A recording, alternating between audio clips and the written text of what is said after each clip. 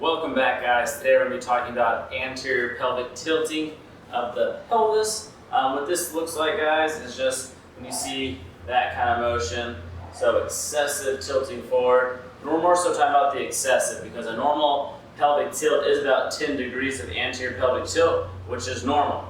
Anterior pelvic tilt isn't bad in itself in the fact that our bodies are meant to go into anterior, posterior, all those different motions. And it's good to be able to have that ability to control that. It comes into issues when your constant posture 24 hours a day is in this motion. You get a little more compression of the back, a little bit of shortening of some of the structures and muscles in the front. So that's what we kind of want to look at today, guys. We're going to be going over 4 different exercises to help with that, okay? Follow along. Okay, so first we're going to be looking at a stretch to the kind of hip flexors and quad areas. Both of those muscles on the quad, you have the rectus femoris, and then the iliopsoas and the hip flexor muscles, they're going to attach to your pelvis and to your femur. Sometimes they can get tight or shortened from sitting for prolonged periods of time over days, months, years. Over that time period, they can tighten up a little bit, kind of causing that anterior pelvic tilt motion. So the first thing we're going to do is a little stretch to that. We're going to get into our half kneeling position here. You just really squeeze the glutes and tighten the core. So you go from this tilted position into a nice and flat position. You're going to grab the back of your leg here while keeping a no arch in your back and try to pull it all the way to your butt. Go until you feel that stretch there. So I recommend holding this position, doing some passive stretching as well as some active stretching. So maybe 2 sets of holding it for just a minute for passive stretching, and then after that go into a little bit of active stretching just like this. So you're going to hold here. You're going to let go, still trying to hold that to your butt. So you're going to be actively getting a stretch to here, but you're also going to be strengthening your hamstrings there. Holding for about 5 seconds and then resetting. Okay, so I like to do about 10 of those, holding for about 5 seconds, following those up back to back. So about a 1-minute passive stretch followed by the active stretching is really going to be what's going to kind of reinforce that motion and give you the best bang for your buck. The second thing we're going to be looking at is due to neurological tightness, which is our brain will neurologically tighten muscles that are weak. A lot of times that happens to the hip flexor. So a lot of things I like to recommend for people is actually to strengthen those muscles as well. A great exercise to do that is via the psoas march. So what you can do is grab any band, you're going to put it right around your feet.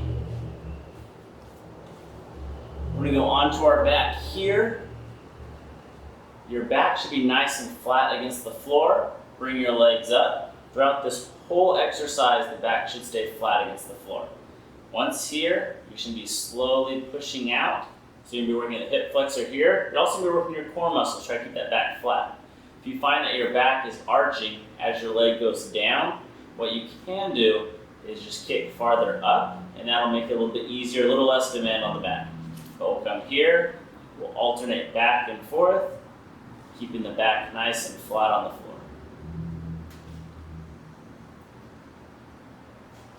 That's going to be a great one to not only strengthen the hip flexors, but it's also going to work on your core work and work on moving the lower legs while keeping your back nice and flat. So that's a great one for that purpose. The next one we got is going to be a little bit of hip strengthening, more at that end range. So you're also getting a little bit of hip flexor stretch as well. You'll notice a lot of these combine kind of hip or glute strength along with stretching to the front of the hip, which is going to give you the best outcome for that. The ball is just to help kind of reinforce the posterior muscles, so the hamstrings in this case. But we're going to be here, really squeezing there, and then actively just trying to lift up off the ground. And we're going to be holding for 5 seconds, and we'll do 10 of those total. I'll do a few for you guys to demonstrate. We want all the movement to come from the hip though, and not really be arching in the back. So it should look like this.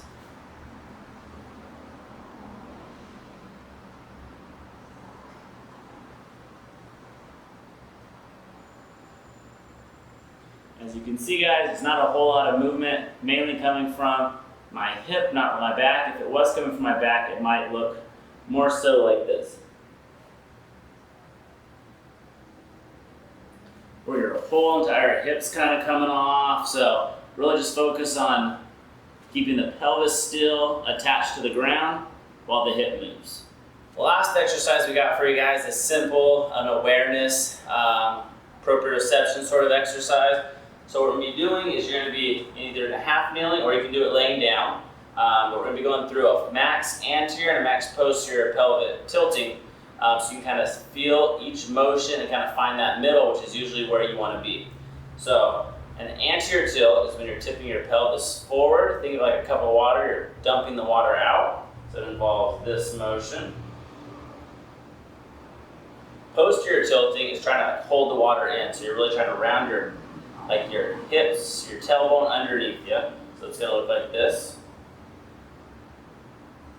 Now doing that a few times, going to max anterior, max posterior, this is going to help your body understand the awareness of where those two limits are. And then usually just finding a nice comfortable spot in the middle, that's going to be that kind of neutral spine or what you're looking for a more natural posture for prolonged periods of time.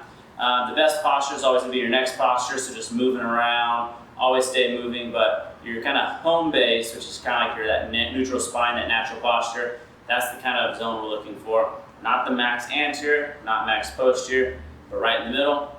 Give those exercises a try, guys. Let me know what you think. Comment below.